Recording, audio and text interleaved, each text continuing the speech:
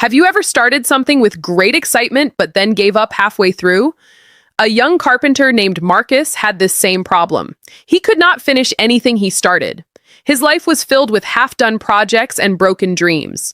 But then one meeting with an old master changed everything. Before we begin, what time are you listening? Where are you from? Drop a comment below and tell me. And please like and subscribe for more videos like this. Now let us dive into this powerful story that might change your life forever. Once upon a time, in a quiet village surrounded by green hills and winding roads, there lived a young carpenter named Marcus who was 28 years old, talented with his hands and full of creative ideas. But Marcus had one big problem that troubled him every single day. He could not finish anything. His workshop was filled with half-built furniture. There was a chair with only 3 legs. There was a table with no top. There was a cabinet with no doors. Every corner held the ghost of a dream he had given up on. When neighbors asked Marcus, "When will that bookshelf be ready?" he would smile nervously and say, "Soon. I just need to work on something else first." But soon never came. The promises piled up like the unfinished furniture, and his reputation began to suffer in the village. His father was a respected carpenter who had taught Marcus everything he knew. He would visit the workshop and sigh deeply. "My son," he would say, shaking his head, "a carpenter is not measured by how many projects he starts, but by how many he finishes." Marcus would nod and promise to do better. Then he would start another project. He told himself, "This time will be different. This chair will be the one I complete." His heart would fill with hope and determination, but the pattern always repeated itself.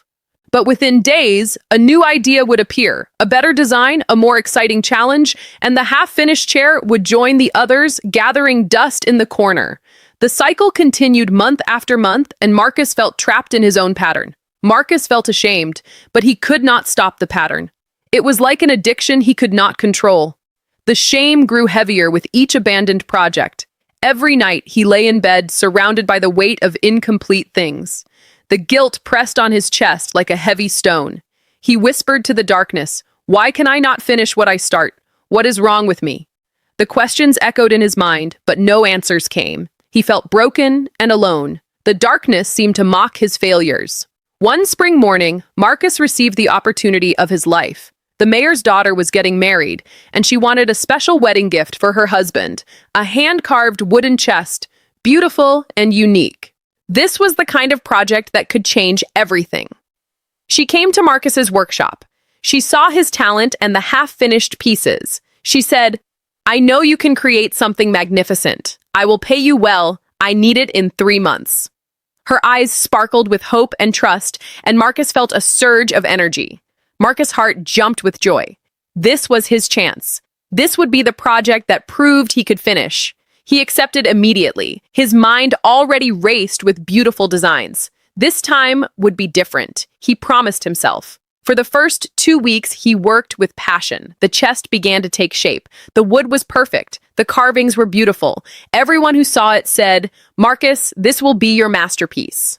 Pride swelled in his chest, and he believed he would actually complete something. But then he saw a beautiful design for a wooden jewelry box in a book. Just a small project, he told himself. "I will finish it quickly, then return to the chest."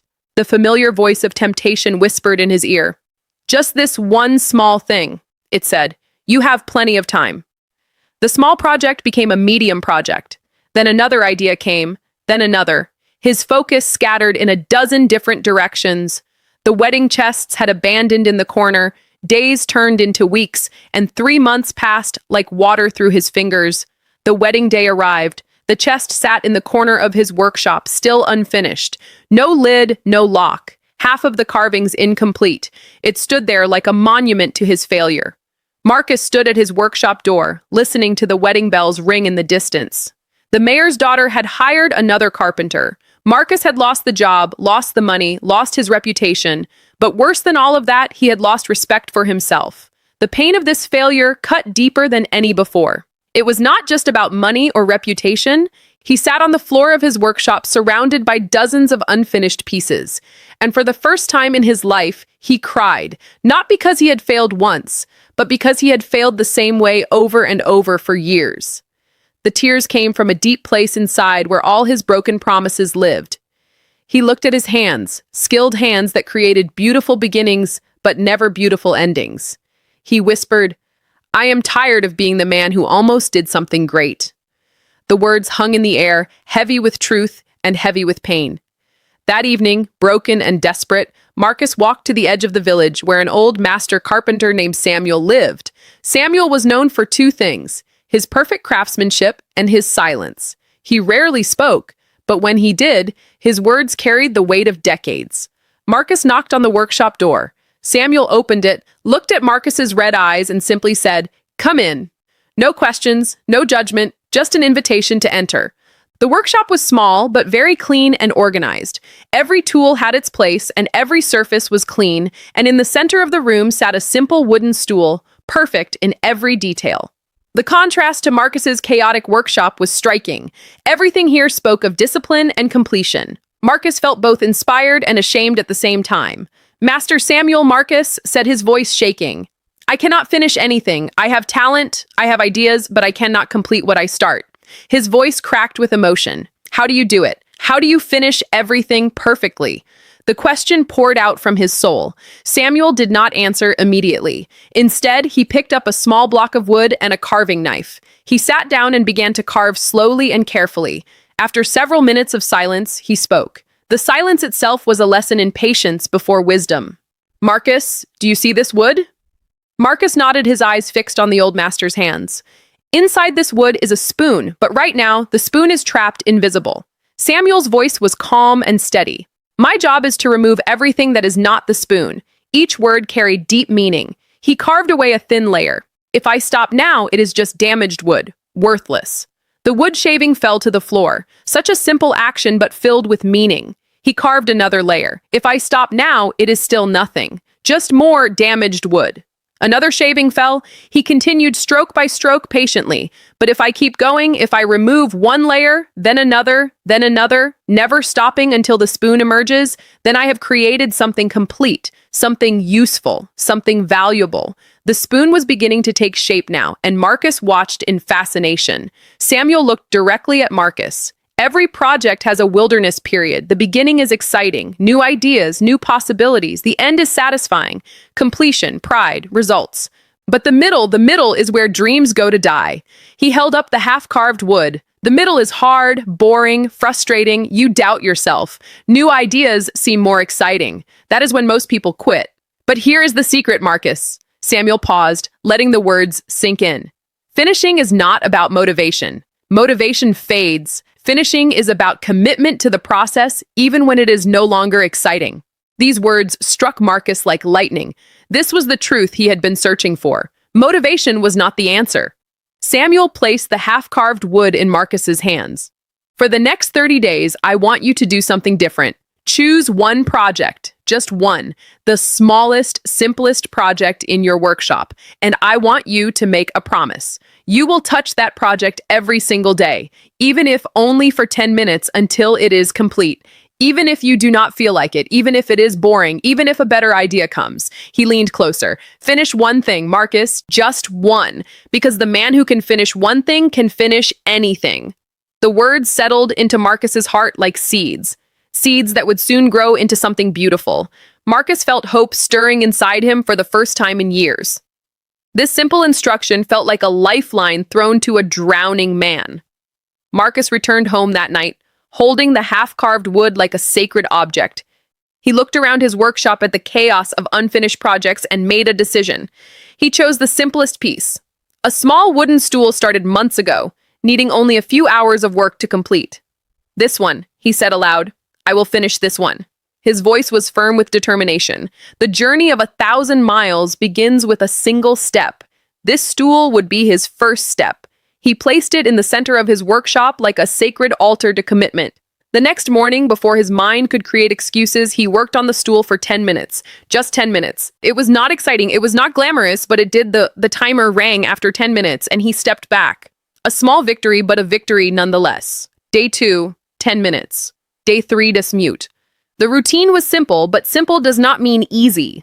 Each day required a choice to keep the promise, a choice to show up even when motivation was absent, a choice to honor his word to himself. On day 5, a new idea came. A brilliant design for a mirror frame. His hands itched to start it. The temptation was so strong it felt physical. But he remembered Samuel's words. He touched the stool instead. The temptation was strong, but his commitment was stronger. Some days he worked for 10 minutes. Some days once he started, he worked for an hour because the momentum carried him, but he never skipped a day. Rain or shine, tired or energetic, motivated or unmotivated. He showed up. Consistency was becoming his new identity. On day 12, something shifted. The stool was nearly finished. He could see the end. And for the first time in years, he felt something he had forgotten. Pride. Not pride in starting, pride in continuing, pride in keeping his word to himself. This feeling was different from the initial excitement of starting. On day 18, he sanded the final surface. On day 21, he applied the last coat of finish. On day 23, the stool was complete. Marcus placed it in the center of his workshop and sat on it. It held his weight perfectly. It was simple, but it was finished. Whole, complete. He ran his hands over the smooth surface. Every inch of it told a story of commitment. He felt something break inside him. Not in a painful way, but like a dam release and pressure. Tears came, but this time they were different. Tears of joy, tears of victory, tears of transformation. For the first time in his life, he understood he was not broken. He just needed to learn how to finish the weight he had carried for years lifted from his shoulders. He was free, free from the shame of completion, free to become the person he was meant to be. He chose a second project, then a third. Each time the same rule, touch it every day until complete. No jumping to new ideas, no giving up halfway. The process was working. With each completed project, his confidence grew. The man who could not finish anything was becoming the man who could finish everything. Weeks became months. Marcus' workshop changed completely. The half-finished graveyard disappeared, replaced by completed furniture. Each piece a proof of commitment. Neighbors began to notice. "Marcus, what happened to you?" they asked with wonder in their voices. His reputation was being rebuilt one finished project at a time. 6 months later, the mayor's daughter returned. She had heard about Marcus' change. "Can you still make me that wedding chest?" she asked. For our anniversary, her eyes held hope, but also uncertainty. Would Marcus be different this time? Could he really finish what he started? Marcus smiled. "Yes, and this time I will finish it." His voice was steady and confident. He knew he could do it. He had proven it to himself dozens of times already, and he did. The chest was magnificent, better than anything he had ever created because it was not just built with skill, but with commitment. My friend Marcus' story is not just about carpentry. It is about you. It is about me. It is about every person who has started something with passion, but left it incomplete.